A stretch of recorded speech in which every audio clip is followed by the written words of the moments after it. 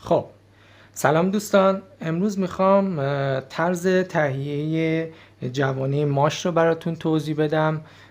جوانه ماش یکی از جوانه های خوش‌طعم و خوشمزه و دارای ویتامین C و سرشار از فیبر هست که افراد زیادی اون رو استفاده میکنن. روش های زیادی برای تهیه جوانه ماش هست، ولی خب روشی که من استفاده میکنم به نظرم یکی از بهترین روش ها هست که بر اساس تجربه این روش به دست اومده. خب اولین کاری که میکنیم مقداری ماش تهیه میکنیم. این ماش بهتره که تازه باشه. ماش های قدیمی چون قوه نامی خودشون رو از دست دادن خوب سبز نمیشن. برای اینکه ماش‌های یک نواخت، یک دست و خوش فرمی داشته باشیم، بهتره که از ماش‌های بسته‌بندی و ماش‌های تازه استفاده بکنیم. خب من اینجا مقداری تهیه کردم. در ابتدا به میزانی که اندازه ظرفتون هست. اندازه ظرف من این سبد هست، برای همین مقدار یک مشت تقریبا کفایت می‌کنه. خب بعد از اینکه اندازه ماشتون تعیین شد، باید اون رو خیلی خوب و تمیز بشویید.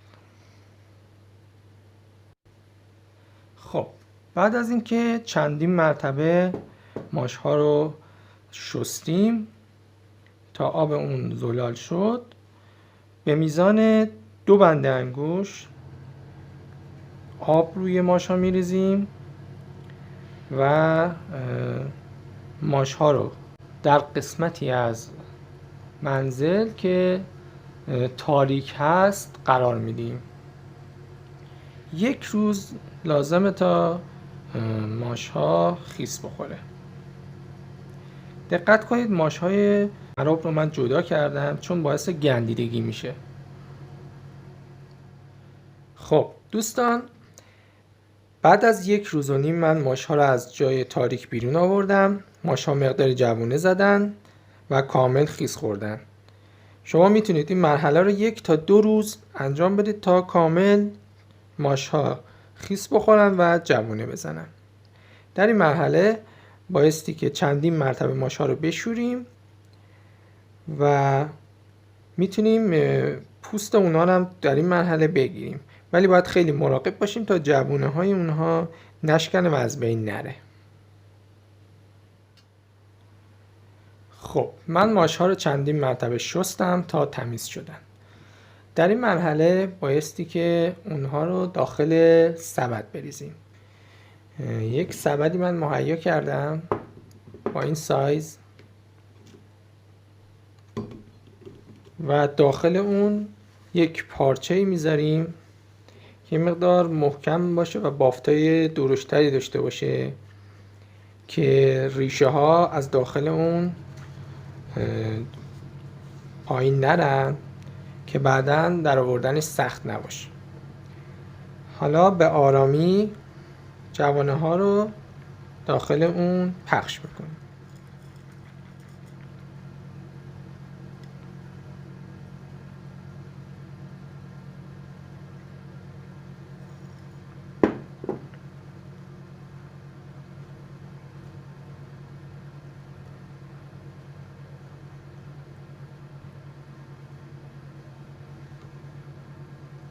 خب بعد از اینکه جوانه ها داخل سبد ریخته شدن، بایستی یک پارچه نمناک روی اونها گذاشته بشه.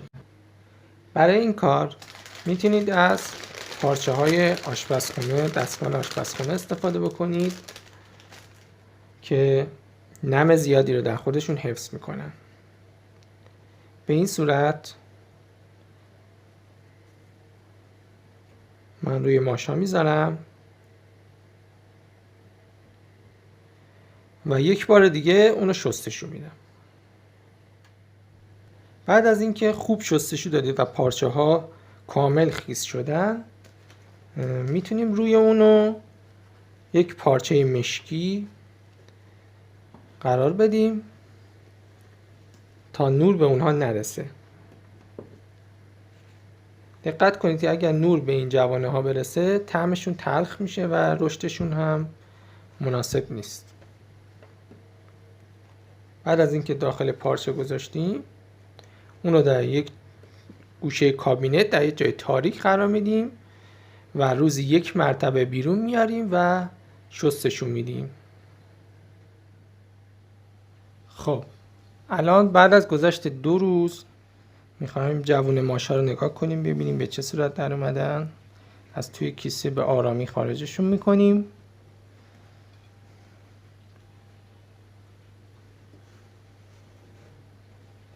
البته من طی این 2 روز روزی 1 بار جوونه ها رو شستشو دادم.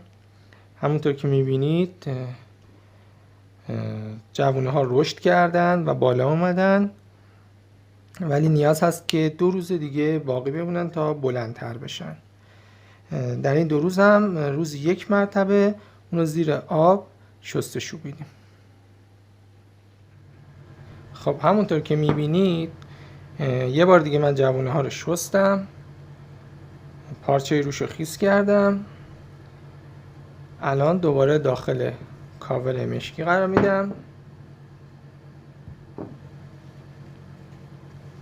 و در یک جای تاریک میذارم تا 2 روز دیگه باقی بمونه. کمی با احتیاط بذارین که جوونه ها نشکنن. خب الان روز 5 هست. جوونه هامون رو باز کنیم ببینیم که به چه صورت شدن.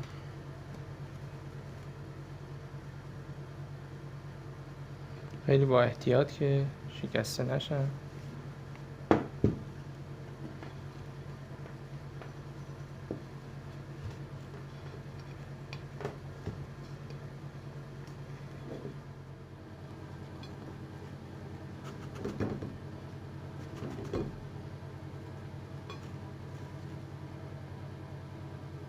خب میبینیم که جوونه ها بلند شدن و رشد کردن.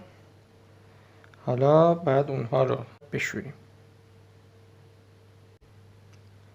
اینکه جوونه ها تا چه اندازه رشد بکنن سلیقه‌ای هست و میتونین رو زودتر اونها رو برداشت بکنین و میتونین بیشتر هم بذارین بمونه. حالا در این قسمت من پارچه رو جدا میکنم.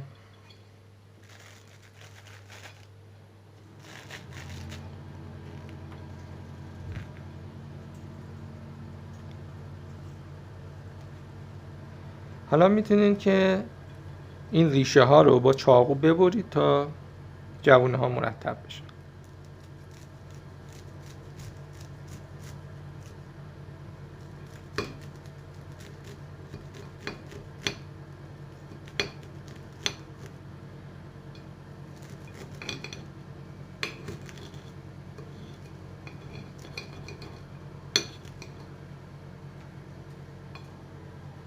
این قسمت ریشه شو من دور میریزم و ساقه ها رو در آب قرار میدم تا پوستای کوچیکش جدا بشه.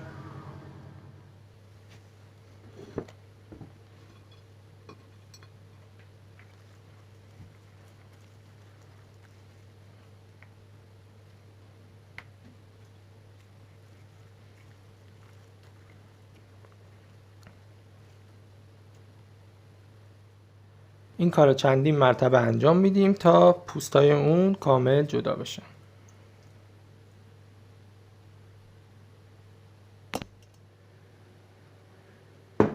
خب من جوانه ها رو چندین مرتبه شستم و پوست اونا رو جدا کردم و الان آماده مصرف هستن. میتونیم جوانه ها رو داخل کیسه فریزر در یخچال برای چندین روز هم نگهداری کنیم و استفاده کنیم. امیدوارم که از این ویدیو لذت برده باشین و براتون مفید باشه. موفق باشید.